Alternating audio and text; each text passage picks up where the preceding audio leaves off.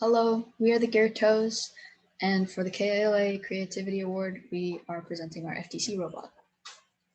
All right, so here's a little bit of information about our team. We were a rookie team consisting of only juniors, sophomores, and freshmen. We're all from FRC 2813, just to be clear. The purpose was to just have a year-long project because we didn't have access to a lot of our tools that we usually have. It was pretty hard. All right, and a little bit about the FTC game this year, if you are unfamiliar with it. Our robot had to be 18 by 18 by 18 inches, which was quite a bit smaller than the FRC robots we were used to. And we also had to intake these foam rings and shoot them into the power goal, or the tower goal, sorry. The tower goal, you had to shoot them into slots, and the power shots, we had to knock over these pegs. And in addition to that, we also had to pick up wobble goals and place them over the field in certain areas to earn points. So I'm just going to show you a picture of the robot CAD before we start going into in detail. So we actually made two robots. This was the first iteration of it, and we decided to fix some problems on it. And this is the second iteration, which is a lot different. So we'll be going into detail about the different qualities of the robot, both in hardware and software for both iterations. So let's start with the hardware. Okay, so for the drivetrain, as written in the slides, we use the COTS drivetrain to be able to save resources and focus on other aspects of the bot, especially since we were unfamiliar with FTC. So our final intake design was run by one motor that gives 1610 RPM for the rollers. We have a total of 4 rollers. 3 of them are fixed, and the 4th one flops downwards onto the ground. And there's surgical tubing knotted around each of them so that it actually moves the rings into the magazine. And finally, the back plate of our intake is a curved 3D printed back plate. So this mechanism went through quite a number of iterations. We started off with a very FRC kind of intake. Our very first design is shown in the top left, where we had three rollers, but we decided it would take up too much space trying to make the one on the bottom roll in opposite direction. So instead we said, okay, let's make a back plate. And you can see that kind of went through a bunch of iterations as well. But the main thing to note is that we used a bunch of different kinds of rollers. We started out with 3D printed TPU and PLA, but that gave us basically no traction on the foam rings. So we switched to compliant wheels. Those didn't work out too well, and we finally settled with surgical tubing. You can see here all the different parts we had after we went through a bunch of iterations. And of course, we shared this to our social medias here as a fun sort of thing. Next thing. And finally, we ended up with this beautiful design that works very well. All right. So yeah, the magazine did not have as many iterations as the intake, thankfully. So the first iteration of ours was we basically decided to linearly store the rings, the rings, and so 3 rings would line up in the magazine. And we'd use round belt, as you can see in the image to the right, to bring them up to the shooter. And we also had a color sensor because we can't just have the rings go forever. We have to have them stop before the shooter. So we had a mechanism color sensor, and that would basically index the ring. So every time the intake brought a ring to the magazine, it would move forward a little bit. And that allowed us to efficiently store 3 rings in the robot. And this is the magazine version too. It's a lot better. Some of the flaws with the magazine were that it just took up a lot of space. It was pretty inconvenient and made robot design very tough. This time we decided we want to stack the rings vertically. So we did just that. And we had a flicker powered by a single servo. You can kind of see on the top image. What it does is it flicks the bottom ring into the shooter and then allows the top 2 rings to fall. And you do that 3 times and you've shot 3 rings. And the entire magazine is mounted on a single metal plate as well as the shooter.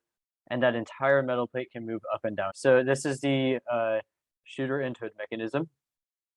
So the shooter is powered by 2 motors. It's got a 1 to 3.6 gear ratio, so that's an abduction using chain. And we used reruns of chain. The reason why is because we were running very low on space. And finally, it's a linear shooter with a backplate. If we go back one side, you can kind of see in this bottom image, we have the wheel here and we have the backplate right here.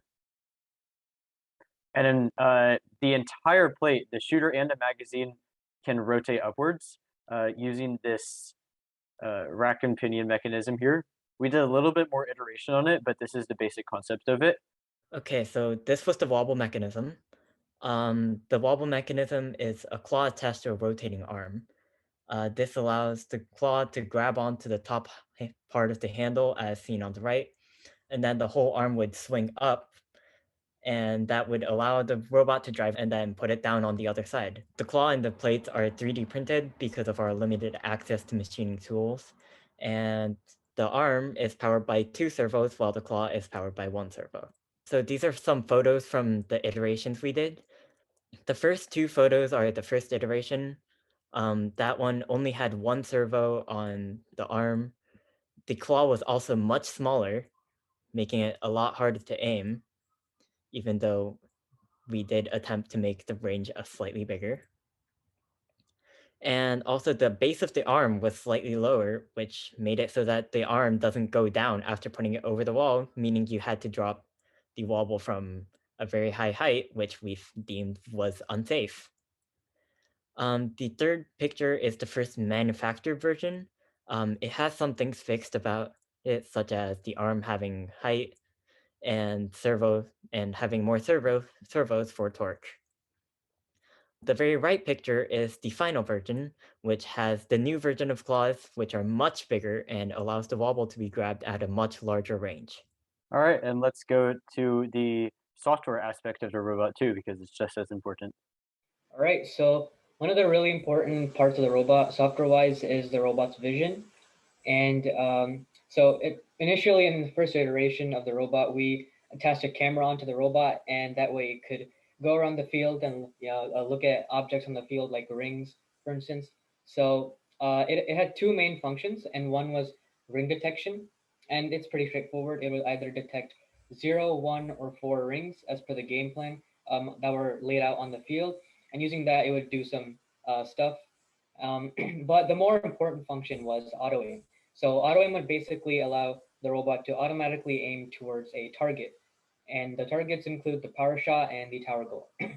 But turns out the camera is, the robot's really bad at looking at things from far away. So we scrapped that. And in the second iteration, we decided to use an odometry for auto aim, which would basically track the robot's position as it moved throughout the field. And it was just in general a lot better. And on the right, there's a diagram of the auto aim. All right, so now we have autonomous. For autonomous, the goal was to get 1 wobble in the correct box, be able to shoot all 3 power shots and park. We previously wanted to get 2 wobbles in the correct box. Right now we can get 1 wobble in the correct box, shoot most of the power shots, and park. The robot moves from place to place on the field using trajectories, which are generated using a start position, waypoints, an end position, and a configuration consisting of the max velocity and max acceleration, while following the trajectory. The robot follows trajectories using 2 controllers, Ramsey and PID.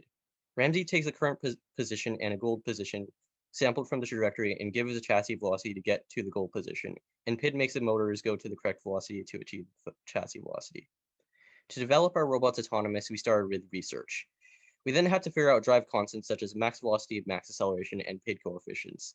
At first, we used drivetrain motors encoders to get the left and right encoder distance, but switched to dead wheels in the second iteration of the robot.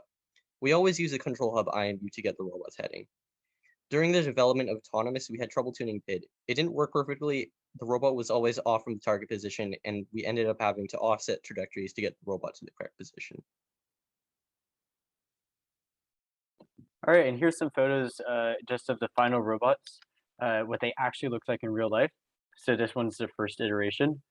You can see here we have the intake here, and we have the belts leading up to the shooter, and finally the shooter. And then we also have the wobble mechanism. And then if we look at the second iteration, you'll notice that the wobble mechanism is largely the same. There are only very, very small modifications made to it. The difference now is the hood and the intake. It's just completely new. It's a completely separate robot, and it worked much better. Thank you for watching this video.